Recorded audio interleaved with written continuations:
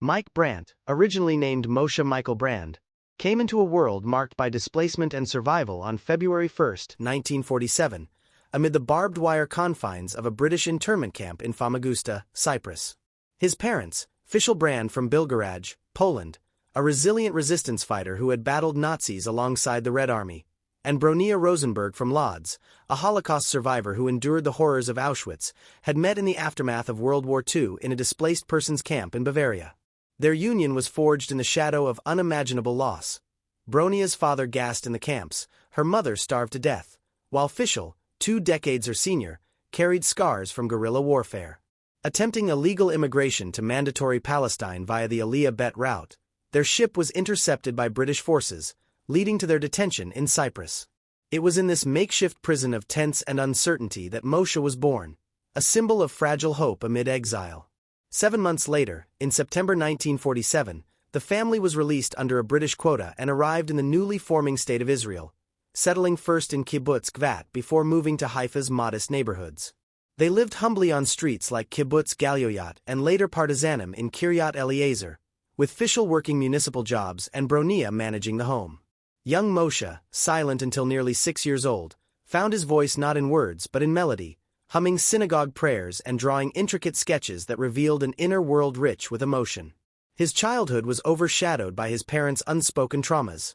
At 10, he accidentally learned of his mother's Auschwitz ordeal when she suffered a breakdown, whispering fragments of her past. This second-generation syndrome would haunt him, planting seeds of deep-seated anxiety and isolation.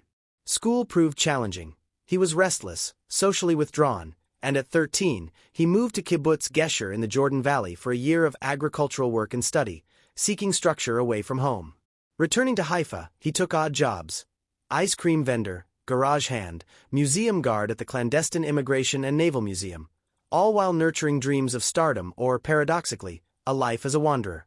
At 15, surgery for a stomach ulcer exempted him from mandatory military service, dashing hopes of joining an army entertainment troupe, but freeing him to pursue music. 3cc 70 by 17, Moshe joined his younger brother's V's band, The Chocolates, as lead vocalist, performing at local parties, cafes in Haifa and Tel Aviv, and hotel lounges. Renaming himself Mike for an international flair, he belted out covers in English and French despite speaking only Hebrew, mimicking idols like Elvis Presley, Frank Sinatra, Tom Jones, and Aretha Franklin. His baritone to tenor range and powerful falsetto turned heads, and the band evolved into Mike Sela and the Chocolates, then the Skymasters, playing up to 150 songs a night in venues like the Dan Carmel Hotel. Tragedy struck in 1968 with Fischl's fatal heart attack. Mike, on tour, arrived too late for the funeral and thereafter opened shows with his father's favorite tune, When the Rabbi Dances, as a poignant tribute. Seeking broader horizons, he joined impresario Yonatan Carmen's folk dance troupe, touring South Africa, Australia, and the United States as Michael Sela. His act blended Israeli folklore with American standards, complete with impressions of Charlie Chaplin and Laurel and Hardy, honing his stage charisma. After 2 years, he returned to Israel for solo gigs at the Tel Aviv Hilton and abroad, including a stint at Tehran's Bakra Club in the Hilton Hotel in May 1969. There, his performance captivated French singer Sylvie Vartan and comedian Carlos, who urged him to try Paris. Arriving on July 9, 1969, penniless and crashing on friends' floors in the Latin Quarter, Mike networked relentlessly.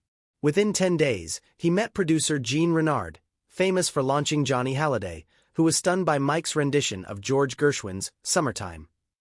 Renard noted his magnetic presence, effortless vocal agility, and star quality. Adopting the surname Brant, a Yiddish twist on Brand for easier pronunciation, Mike recorded Laisse-moi t'aimer, Let Me Love You, a romantic ballad penned by Renard. Debuting at the 1970 Midam Festival in Cannes, it sold 50,000 copies in 2 weeks, catapulting him to fame despite his phonetic French learned via Hebrew transliterations. 21c 543. The early 1970s were a whirlwind of success. Settling in a luxurious apartment on Avenue Victor Hugo in Paris's 16th arrondissement, Mike followed with Mais dans la lumière, But in the Light, sponsored by Radio Luxembourg and winning a Europe-wide contest that included Israel. Hits poured out: Kasora, Who Will Know, a cover of Jimmy Fontana's Che Sera, selling over 800,000 copies and topping francophone charts. L'amour c'est ci, l'amour c'est toi, Love Is That, Love Is You, written by Paul Corda and Robert Taylor. C'est ma prière, That's My Prayer, his first composition, another 800,000 seller. Un grand bonheur, A Great Happiness, and Parce que je t'aime plus que moi, Because I Love You More Than Myself. His debut album, Mike Brant, 1970, CBS, and Disque d'Or, gold record compilation flew off shelves, amassing millions in sales. He attempted an English track, Why Do I Love You? Why Do I Need You? Co-written with friend Mike Chabon, but French radio snubbed it. Appearances on TV shows hosted by Guy Lux, Maritai and Gilbert Carpentier, and even a BBC spot with Nana Mouskouri in April 1971 solidified his pan-European appeal. Back in Israel, he performed to adoring crowds, debuting Erev Tov, Good Evening, co-authored with Nachum Hyman and Chabon, and duetting with Yafa Yarkoni. During the 1973 Yom Kippur War, he entertained frontline soldiers and donated blood, earning national hero status. By then, his schedule was grueling. 250 concerts a year, drawing 6,000 to 10,000 fans each.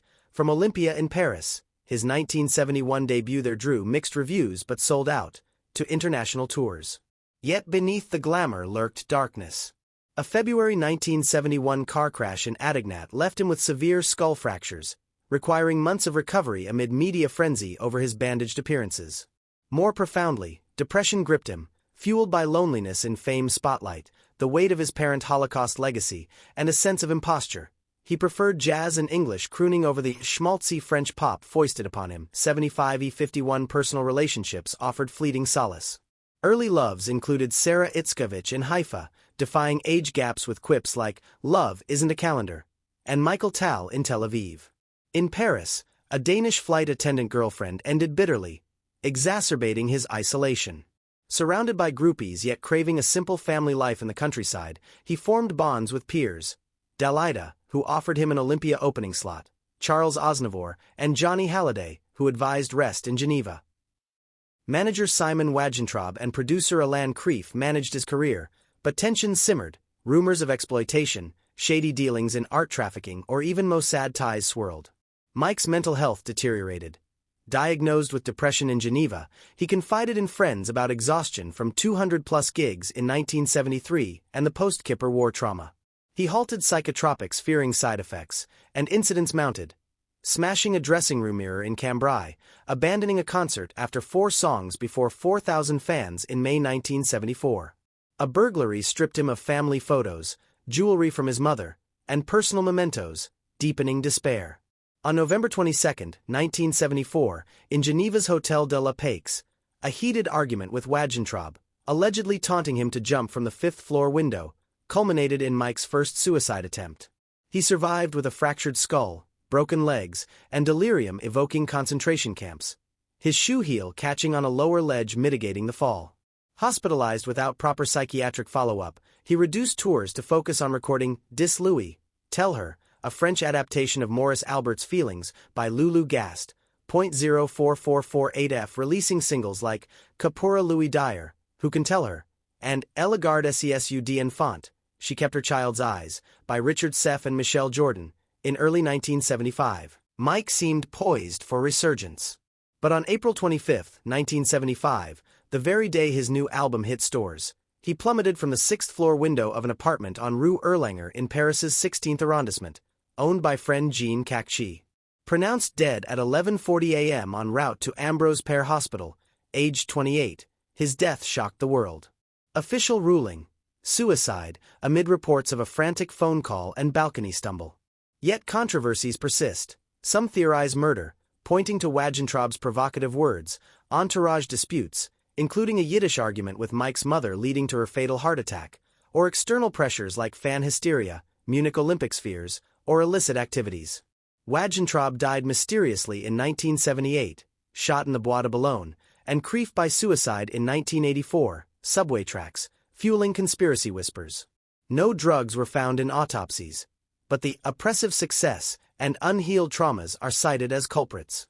Buried in Haifa's Hof HaCarmel Cemetery, his funeral drew thousands, mourning an icon who sold 15 million records in 5 years. D456 FD Mike's discography endures.